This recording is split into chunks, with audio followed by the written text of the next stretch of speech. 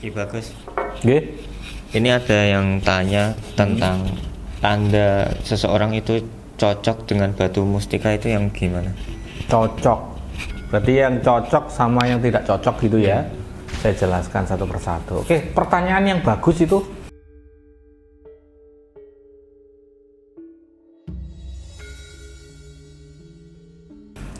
Jadi akan saya jelas di video ini ya, saya jelaskan sedetailnya di dalam video ini. Maka teman-teman tolong dicatat, siapkan pulpen atau dimirengke, didengarkan, difahami agar bisa mengerti. Batu mustika yang cocok sama yang tidak cocok ketika digunakan itu banyak sekali tandanya. Oke, kita mulai dari depan saja. Kalian ketika ingin mencari batu mustika itu kalian cari apanya dulu? Ya, harus benar-benar dipilih ya. Kalian cari misalkan bentuknya dulu kah, warnanya kah, jenisnya, namanya. Ya, contoh kalau warnanya, saya suka batu mustika yang warnanya merah-merah ki. Akhirnya kan ada nama tuh, merah delima, kemudian mustika ruby dan lain sebagainya, mustika yang lain-lainnya. Nah, itu kalian cari dulu apakah butuh dengan bendanya ataukah butuh dengan energinya sekalian. Jadi di depan saya akan sampaikan kepada panjenengan niatnya apa dulu. Kalau niatnya adalah hanya ingin mencari yang sesuai dengan yang jenengan harapkan, bentuk-bentuknya dan lain sebagainya, ini masuknya koleksi. Oke, tolong digarisbawahi adalah masuknya adalah ranah mustika untuk koleksi. Jadi apapun hasilnya, energinya, kodamnya, ya sudah, kalian tidak perlu khawatir tentang itu. Kalian dapat, kalian cari atau kalian memahar, itu yang kalian dapat, ya sudah, itu simpen, rawatlah. Karena itu adalah ranahnya, niatnya awal adalah untuk koleksi, untuk disimpan. Contoh saya pribadi, saya punya beberapa mustika ya, yang tidak cocok, energinya buruk untuk saya, tapi saya koleksi, tidak apa-apa. Ya, karena saya tahu, jadi saya simpennya bukan di rumah tapi di tempat-tempat yang berbeda. Itu yang harus kalian garis bawahi. Nah, beda lagi kalau kalian cari mustikanya adalah untuk digunakan, cocok dan dirasakan manfaatnya. Itu beda. Ya, dari depan adalah saya mau mencari mustika yang cocok untuk saya. Kemudian kalian lihat bentuknya, pamornya. Kemudian kalian mendengarkan kisah di baliknya, contohnya seperti itu. Namanya apa sih ini mustikanya? Contoh adalah mustika Wijaya Kusumo. Wah, kalau ketika mendengar Wijaya Kusumo, hati kalian bergetar ya, berdebar. Kemudian ketika mendengarkan apa sih Wijaya Kusumo itu? Wijaya Kusumo adalah filosofi dari sebuah kejayaan. Ya, sebuah nama yang bisa jadi harum. Nah, ketika mendengarkan itu kalian merasa, wah ini kok debar-debar hati saya. Kemudian ketika ditunjukkan mustikanya, ada getaran yang hebat, luar biasa masuk ke dalam diri kalian.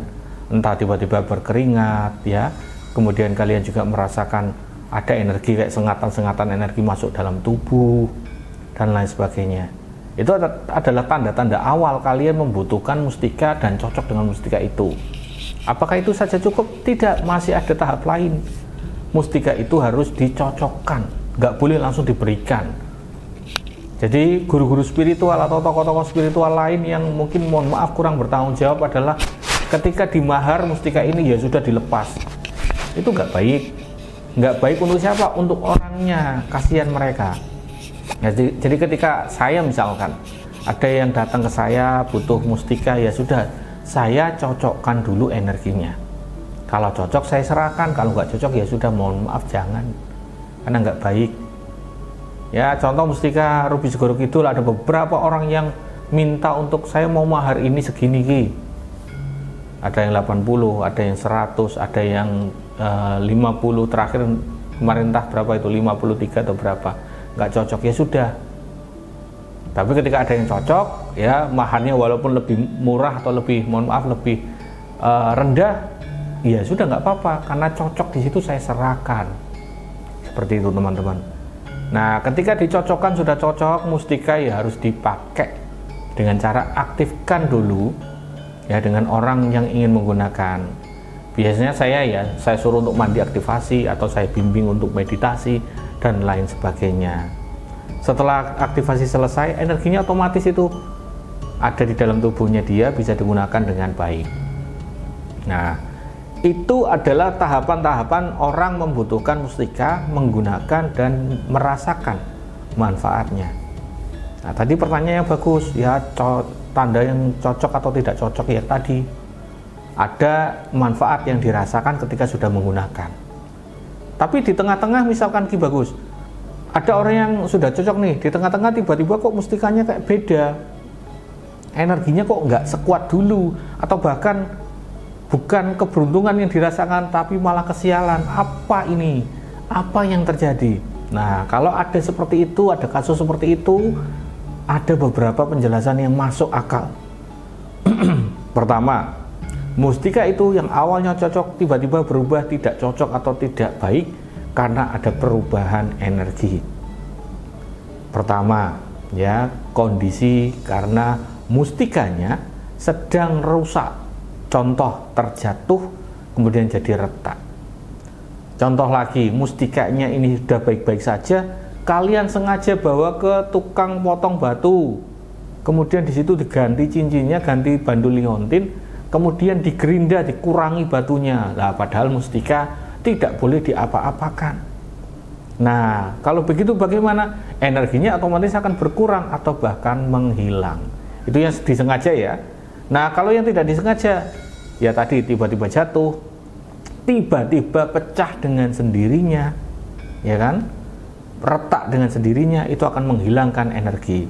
Tapi kalau berubah warna, ada pamor yang muncul, ini bukan pertanda yang buruk. Ada penjelasan di situ nantinya. Karena kondisi-kondisi energi yang ada di tempat kalian itu bukan masalah. Kalau untuk perubahan berubah warna, bentuk dan juga pamor. Tapi kalau sudah pecah, retak, nah itu berarti ada yang tidak beres. Energinya akan menghilang. Seperti itu ya. Kalau sudah tidak cocok. Penyebabnya apa? Penyebabnya bisa jadi karena tadi kalian melanggar pantangan, bisa jadi juga kalian menambah mustika lain tanpa mencocokkan energinya, akhirnya perang di situ dan satunya kalah. Atau kalian punya musuh yang punya mustika yang lebih kuat dan punya ibaratnya apa ya? Dia kayak pembungkam begitu. Jadi mustika yang kalian miliki akan terjadi imbasnya. Itu ada juga kasus seperti itu. Oke? Jadi tiba-tiba di tengah-tengah ada perubahan. Nah, itu banyak sekali penyebabnya. Lah, kalau sudah berubah gimana Ki Bagus? Apakah atau apa yang harus saya lakukan? Kalau tiba-tiba kalian sudah punya batu mustika di tengah-tengah tidak cocok, kalau tadi ya pecah retak, berarti kalian ya harus ganti mustika yang baru. Tapi kalau hanya menurun energinya, saya bisa bantu proseskan. Begitu. Oke, saya rasa cukup. Untuk penjelasan ini sebenarnya masih banyak yang bisa kita share, tapi kita penggal-penggal saja di beberapa video nanti, dan semoga berkenan, memberikan manfaat dan informasi baru untuk kalian. Sekian dari saya, wassalamualaikum warahmatullahi wabarakatuh.